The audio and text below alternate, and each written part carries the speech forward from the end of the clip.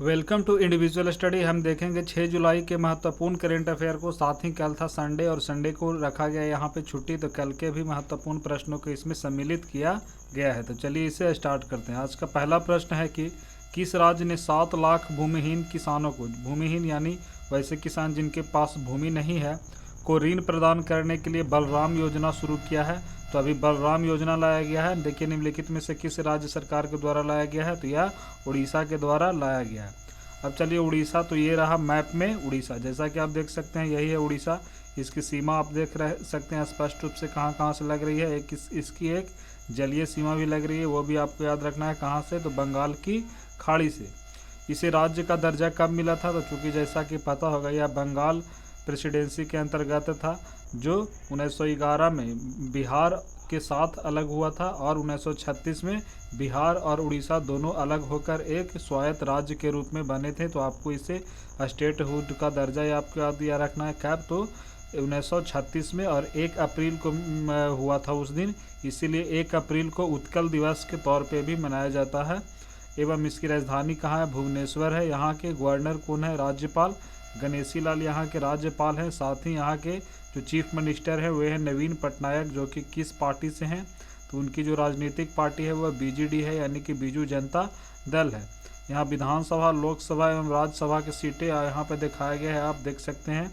इसका जो क्षेत्रफल की दृष्टि से इसका रैंक है 8वां है। साथ ही इसका जो पॉपुलेशन यानी जनसंख्या की दृष्टि से 2011 के अनुसार इसकी जो रैंक है वो 11th है। तो इतनी सारे उड़ीसा से थे। अब उड़ीसा से चलिए हम संबंधित करेंट अफेयर को देख लेते हैं जो अभी खबरों में था। रज पर्व या राजा पर्व, यह कहाँ से रिलेटेड है, तो यह भी उड़ीसा से रिलेटेड है। यहाँ पे देखिए 2 तरह का बताया गया था, एक मोह प्रतिभा और दूसरा मोह जीवन। अब आपको याद रखना कि जो मोह प्रतिभा है वह किससे रिलेटेड है, तो जो पहला तो मोह प्रतिभा कार्यक्रम किस राज्य के द्वारा लाया गया है, तो यह उड़ीसा के द्वारा लाया गया है। और इसके अंतर्गत जितने भी बच्चे हैं लॉकडाउन के समय उनके शिक्षा में जो कमी आई है उसी के लिए एक ऑनलाइन शिक्षा लाया गया था, तो किसके अंतर्गत, मोह प्रतिभा। लेकिन अगर मोह जीवन की बात की जाए तो यह आपको याद रखना है कि कोविड-19 प्रसार को रोकने के लिए है। तो जीवन से आपको याद रखिएगा, जीवन से बीमारी से रिलेट करके कि यह कोविड-19 को प्रसार के रोकने के लिए है। और प्रतिभा से आपको याद रखना है कि इस कार्यक्रम के अंतर्गत बच्चों को ऑनलाइन शिक्षा देना, यानी प्रतिभा से रिलेटेड कर सकते हैं कि शिक्षा यानी प्रतिभा अच्छा रहेगा तो शिक्षा अच्छा रहेगा तो वो प्रतिभा, तो ऐसे रिलेट करके याद रखना। साथ ही यहाँ पे ये 2019 का दिसंबर के मंथ में था, मधु ऐप लाया गया था। तो मधु ऐप भी शिक्षा से संबंधित था, ये भी जो स्मार्ट शिक्षा होता है उससे रिलेटेड था, तो ये भी उड़ीसा के द्वारा लाया गया था। तो इतने सारे आपको उड़ीसा से याद रखना है। यहाँ का जो नेशनल पार्क है भितरकनिका नेशनल पार्क, एक मिनट, संजय यहाँ पे नहीं है, ये थोड़ा गलत से आ गया है। संजय नेशनल पार्क कहाँ का है, मध्य प्रदेश का है, तो इसको आपको याद रखना है। नेक्स्ट है सिमलीपाल नेशनल पार्क, तो सिमलीपाल भी आपको याद रखना है कहाँ है, तो यह उड़ीसा में है। साथ ही यहाँ का एक झील है चिल्का लेक, उसको बारे में आपको जानना है। जो चिल्का लेक है वह कहाँ का है, उड़ीसा का ही है।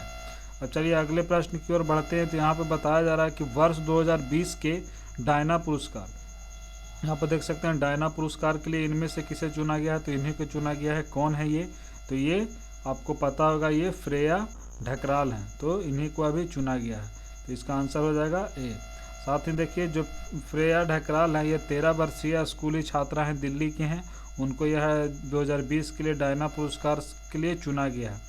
ये वेल्स की राजकुमारी डायना की जयंती पर युवाओं को मानवीय प्रयासों के लिए दिया जाने वाला सम्मान है। जितने भी युवा हैं उनको दिया जाता है। यह पुरस्कार 9 से 25 वर्ष के आयु के जो लोग हैं उन्हें दिया जाता है।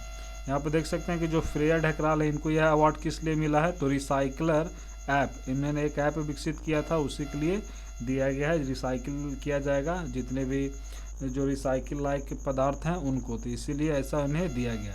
नेक्स्ट है कि MSME यानी कि जितने भी सूक्ष्म और मंझौले उद्योग हैं उनके लिए ग्लोबल भारत प्रोग्राम किसने शुरू किया है, तो एक यह देखिए सॉफ्टवेयर कंपनी है SAP, इसी के द्वारा किया गया है। SAP स्टैंड फोर्स, इसका फुल फॉर्म क्या हो जाएगा, देखिए S सिस्टम, A एप्लीकेशंस और P प्रोडक्ट। तो SAP के बारे में जानना, यह एक सॉफ्टवेयर कंपनी है। नेक्स्ट देखिए किस देश ने संवैधानिक संशोधन के लिए राष्ट्रव्यापी जनमत संग्रह यानी कि रेफरेंडम किया गया है, लोगों से उनके बारे में पूछा गया। संविधान में संशोधन के लिए क्या किया गया, तो जनमत संग्रह किया गया, जिसके द्वारा उसके राष्ट्रपति को 2036 तक सत्ता में बने रहेंगे।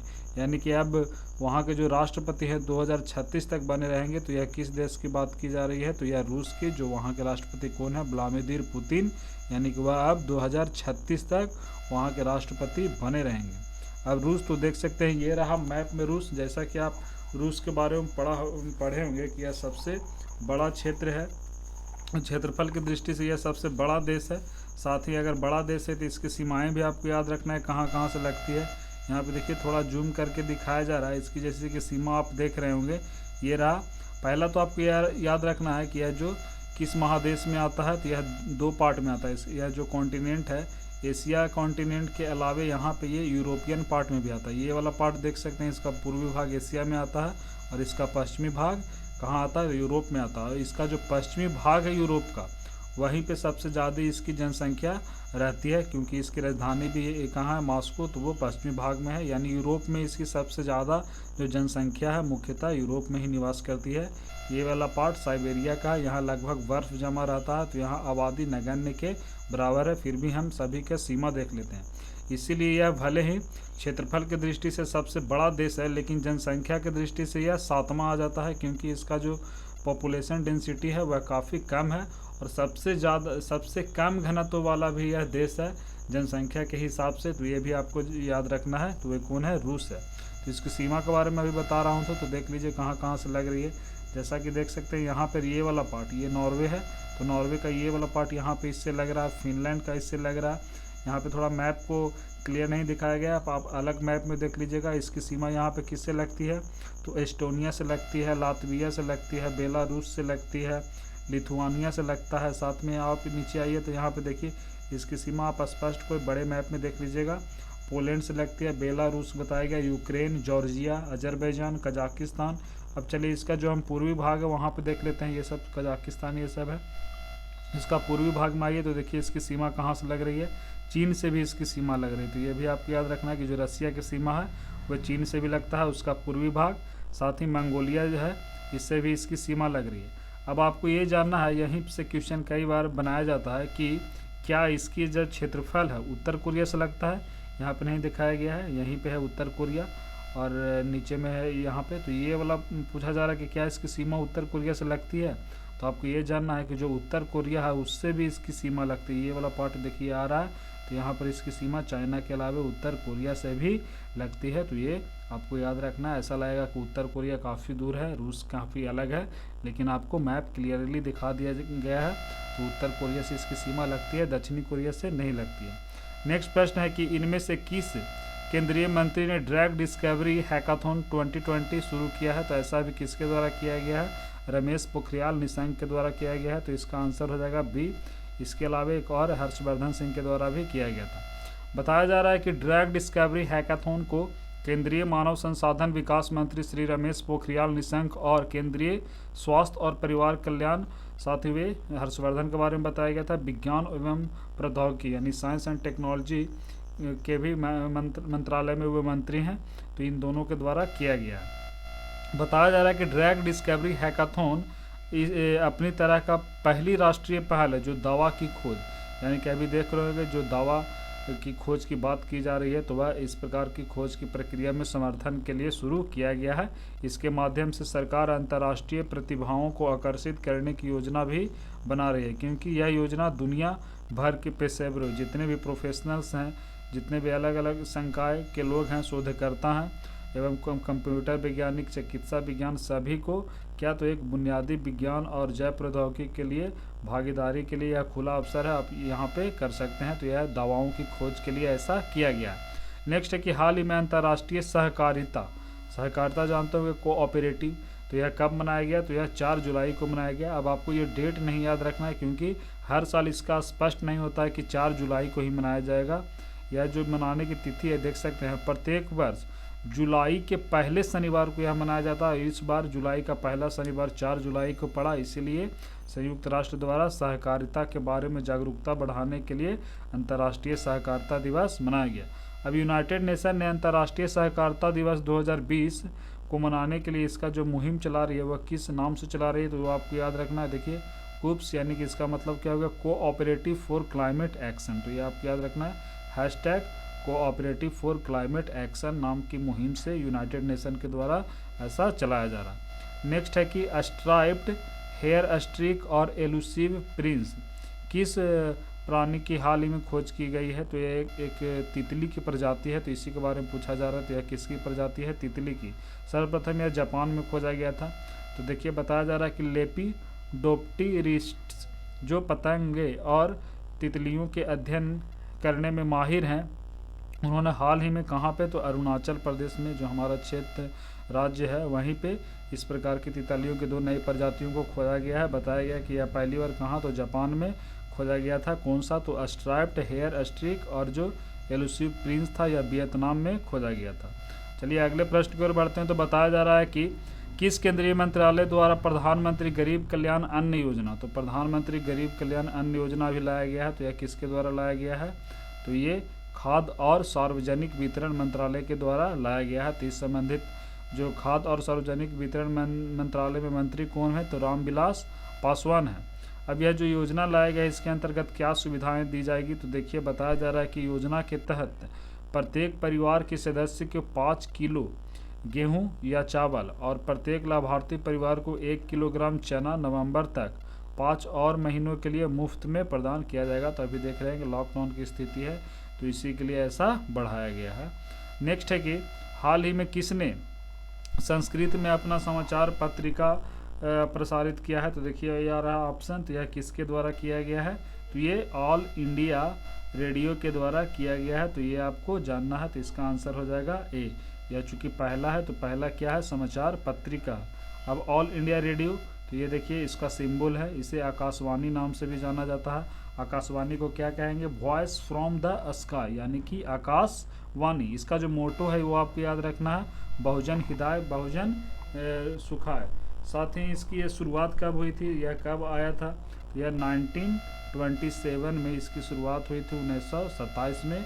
और इसका एक प्रश्न पूछा जाता है कई बार कि जो ऑल इंडिया रेडियो है उसको आकाशवाणी नाम से कब से जाने लगा, तो ये 1956 से। तो ये तिथि भी आपको याद रखना है, कब से जानते हैं इसे, तो 1956 से। साथ ही यहाँ से आप और याद रख सकते हैं कि इसकी जो मुख्यालय है वह कहाँ है, तो यह दिल्ली में है। और यह किस मंत्रालय के अंतर्गत आती है, तो यह सूचना एवं जो हमारे प्रसारण मंत्रालय है उसी के अधीन यह है।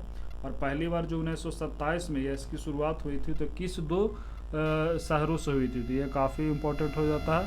तो ये मुंबई से कोलकाता के बीच हुआ था, तो ये भी आपको याद रखना है। अब चलिए अगले प्रश्न की ओर बढ़े। तो यहाँ पे बताया जा रहा है कि हाल ही में ली डैन ने अपने संन्यास की घोषणा की है, यही है ली डैन। तो पूछा जा रहा है कि यह कौन सा खेल खेलते हैं, तो इसी के बारे में पूछा जा रहा है। तो यह बैडमिंटन खेलते हैं, और ये कहाँ के हैं, तो ये चाइना का है। तो इसके बारे में आपको याद रखना है, ये ली डैन है, ये ओलंपिक विजेता भी रह चुका है, जैसा कि आप यहाँ पे देख सकते हैं। यह विश्व के नंबर 1 बैडमिंटन खिलाड़ी और चीन में से 2 बार ओलंपिक बैडमिंटन चैंपियन भी रह चुका है, तो इसका नाम आपको याद रखना है। नेक्स्ट है कि motion picture arts and sciences academy ने शामिल होने के लिए इनमें से किस बॉलीवुड अभिनेताओं या अभिनेत्रियों को आमंत्रित किया गया है, तो अभी आमंत्रित किया गया है, किसे किया गया है, तो ऋतिक रोशन और आलिया भट्ट को किया गया है। तो इसका आंसर हो जाएगा डी, यानी कि ए और बी दोनों, इन दोनों को किया गया है। अब चलिए अगला प्रश्न यहाँ पर है कि ईरान ने निम्नलिखित विश्व नेताओं में से किसके लिए गिरफ्तारी वारंट जारी किया है। तो अभी ईरान ने इंटरपोल को बोला था कि जो इंटरनेशनल पुलिस है कि इन पे वारंट जारी किया जाता है, इनको आप गिरफ्तार करिए। तो किसको, डोनाल्ड ट्रंप के। हालांकि इंटरपोल ने इसको खारिज कर दिया। अब देखिए यहाँ पे किस लिए किया, तो ट्रंप के खिलाफ ये गिरफ्तारी वारंट बगदाद में हुए एक हमला हुआ था, ड्रोन स्ट्राइक हुआ था, उसमें क्या हुआ था, तो ईरान के टॉप जनरल कासिम सुलेमानी की मौत हो गई थी। इसी से गुस्साए ईरान ने ऐसा किया। करते हैं रिवीजन पिछले दिन के प्रश्नों का, देखते हैं आपको याद है कि नहीं, या संडे को भूल गए, तो चलिए उसे रिवीजन कर लेते हैं। प्रश्न है कि किस आईआईटी ने टीचिंग सेटअप मोबाइल मास्टर जी, तो मोबाइल मास्टर जी अभी किसके द्वारा लाया गया था, आईआईटी कानपुर के द्वारा। नेक्स्ट यहाँ पे है कि सरोज खान का निधन हो गया, वह किस क्षेत्र से जुड़ी हुई थी, तो सरोज खान क्या थी, तो वे कोरियोग्राफर थी, तो ये कोरियोग्राफी के क्षेत्र से जुड़ी हुई थी। नेक्स्ट यहाँ पे है कि किसने future of higher education 9 mega trends पुस्तक का विमोचन किया है। तो यह पुस्तक का विमोचन किसके द्वारा किया गया था, तो हमारे उपराष्ट्रपति वेंकैया नायडू के द्वारा किया गया था। इनके जो राइटर है वो भी आपको याद रखना है कि यह जो पुस्तक है उसके राइटर कौन है, लेखक कौन है, तो भी पट्टाभी राम है। नेक्स्ट है कि इनमें से किसे 2020 ग्रेट इमिग्रेंट्स से सम्मानित किया गया है। तो अभी ऐसा किसे किया गया था, सिद्धार्थ मुखर्जी के साथ साथ प्रोफेसर राज चेट्टी को भी किया गया था। तो इसका आंसर हो जाएगा सी, ए और बी दोनों। नेक्स्ट है कि एडवर्ड फिलिप किस देश के प्रधानमंत्री थे जिन्होंने इस पद से इस्तीफा दे दिया है। तो अभी वे फ्रांस के प्रधानमंत्री थे, उन्होंने अपने इस पद से इस्तीफा दे दिया। उनका नाम क्या है, तो एडवर्ड फिलिप। नेक्स्ट प्रश्न है कि केंद्र सरकार ने अगले 6 महीनों के लिए किस राज्य या केंद्र शासित प्रदेश को अशांत क्षेत्र, तो यानी कि वहाँ पे अफस्पा लगाया है। तो ऐसा नागालैंड में लगाया गया था। तो इसका आंसर हो जाएगा डी। नेक्स्ट है कि किस वैश्विक संगठन ने ग्लोबल एजुकेशन मॉनिटरिंग सिस्टम यानी कि GEM रिपोर्ट जारी किया है। तो ऐसा अभी किसके द्वारा किया गया था, तो ये यूनेस्को के द्वारा किया गया था। तो इसका आंसर हो जाएगा ए, यूनेस्को। नेक्स्ट प्रश्न है कि हाल ही में भारत ने किस देश के साथ LPG संयुक्त उद्यम के गठन के लिए समझौते पर हस्ताक्षर किया है। तो भारत ने जो 50-50 पर यह बात किया था, तो किस देश के साथ, भारत और बांग्लादेश। तो इसका आंसर हो जाएगा सी। नेक्स्ट है कि किस देश ने कोविड-19 महामारी के कारण वर्ष 2021 में होने वाले एशिया प्रशांत आर्थिक सहयोग समिट को रद्द करने की घोषणा की है। तो ऐसा किस देश के द्वारा कहा गया था, तो न्यूजीलैंड के द्वारा। तो इसका आंसर हो जाएगा बी। नेक्स्ट है कि हाल ही में पूर्व क्रिकेटर एवर्टन विक का निधन हो गया, यह किस देश के खिलाड़ी थे। तो इन्हीं के बारे में पूछा जा रहा है, ये वेस्ट इंडीज़ के खिलाड़ी थे। तो चलिए वीडियो के यहीं पे समाप्त करते हैं।